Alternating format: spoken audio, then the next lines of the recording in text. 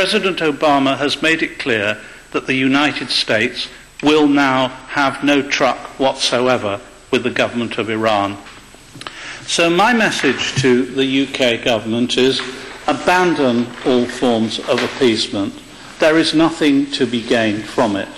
The government of Iran is not only an evil government dedicated to the abolition of human rights and to the most appalling human rights outrages, which are being translated, of course, into the Iraqi government's attitude to Ashraf.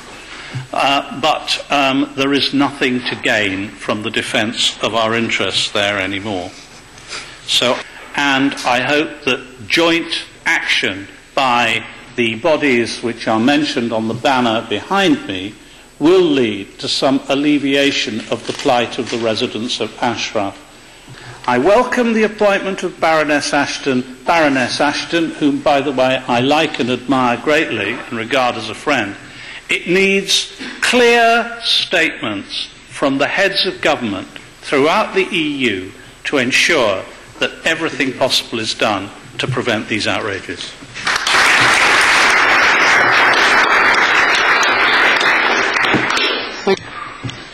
Thank you very much, Chairman. Ladies and gentlemen, I speak to you as a long-time supporter of the Iranian resistance and a strong supporter of women's rights in both Iran and Iraq. I believe that Ashraf is the most significant factor in confronting the religious and terrorist dictatorship in Iran that is moving towards acquiring a nuclear bomb. And at the same time, defending Ashraf is in line with our values, our Western values, promotion of democracy and human rights, and defending the Arab Spring. I must reiterate that if we don't stop the Iraqi government flouting international law, because that's what they're doing, and in its effort to destroy Ashraf residents, then tomorrow it may all be too late. I am deeply concerned that the Iraqi government, in line with its unlawful deadline to close Iraq at the year's end, and the orders of the Iranian extreme leader, Khamenei, is preparing to attack Ashraf.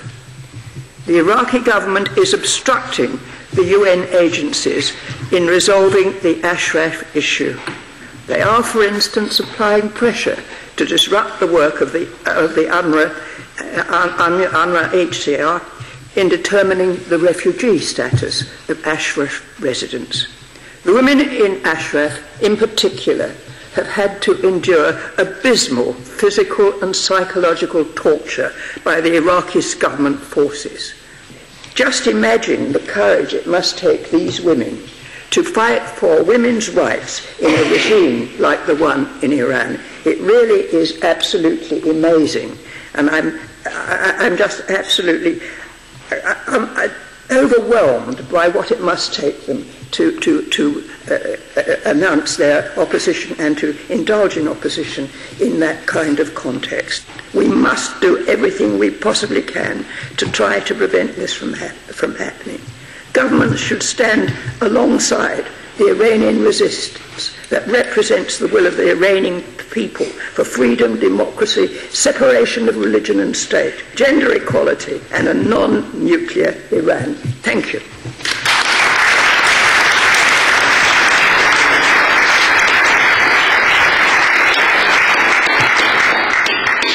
Thank you, my Lord. Can I say how good it is to be with you, ladies and gentlemen, and to share again a platform with my distinguished colleagues. Let me start my words by categorically stating that I too call upon Iraq to lift its illegal deadline to close Camp Ashraf by the end of the year, and that furthermore I support an urgent visit to Camp Ashraf by the EU's newly appointed ambassador Jean Duruit. But I would like to concentrate my remarks on the values of Ashraf itself and question why it is that the mullah's regime in Iran would like to eradicate it. Let us ask why the fate of 3,400 members of the Iranian opposition group, the PMOI, in the middle of the barren desert is so important to them. If, as the mullahs say, Ashraf residents are part of an insignificant grouplet, then why pay so much attention to them? Why do they think this small camp is so important to their own way of life? When asked, they never answer that question, but significantly, nor does our own government. We all remember the scenes of the uprising in Iran in 2009 following the sham presidential elections, scenes that actually lit the tinderbox of the Arab Spring. We mustn't forget that it was in Iran that the uprisings first occurred. Millions of young Iranians then cried freedom and demanded an end to clerical rule. And oddly, the slogans they chanted on the streets, "Down with the supreme leader," were exactly the slogans of the PMOI in Camp Ashraf.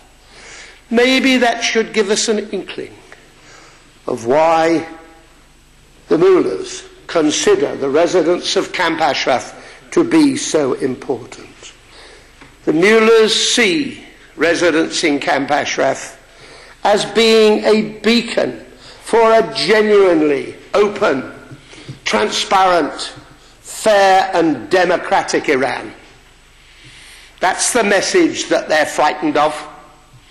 That's the thing that most bothers them about this small camp in the middle of a very harsh desert. And it's about time we impress that also upon our own Foreign Secretary. And as a member of this House, the Mother of Parliament, as a supporter of freedom and democracy all my life, as we all are, brought up to believe in the value of the individual within society. The truth is that Ashraf has turned into a beacon of hope and a bastion of freedom for the millions who demand freedom, human rights and democracy for Iran.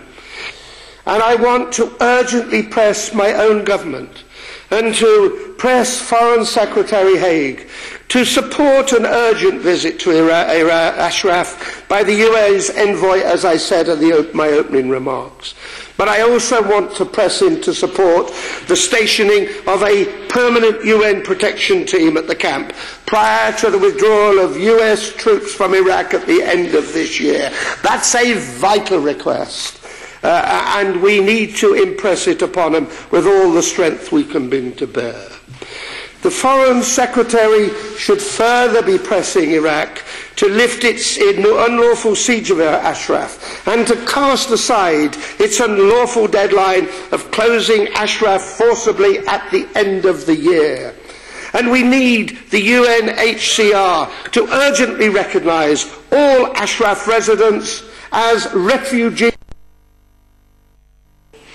We need William Hague to change the government's stance and to begin to recognise, support and even give some help to the main opposition group of the Iranian Well, thank you very much, my Lord. And Brian was so right about Camp Ashraf. Many outside there would think, why are we concerned about these 3,400 people when there are many millions of people being persecuted and abused for their beliefs?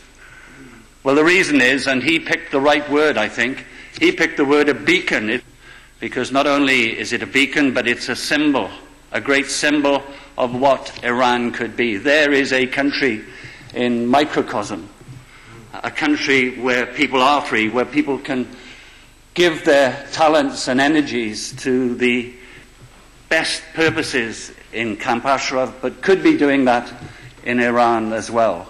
And of course, because Camp Ashraf is under threat, we are concerned that when President Obama decided to announced the withdrawal of his troops. So we are here not just to talk about these matters, but to act. And I urge you all to do your best to inform our government and to inform the European Union Foreign Policy Chief, Catherine Ashton, to take the following steps. Publicly denounce the December deadline set up by the Iraqi government and use all possible means to convince the government of Iraq to cancel the deadline.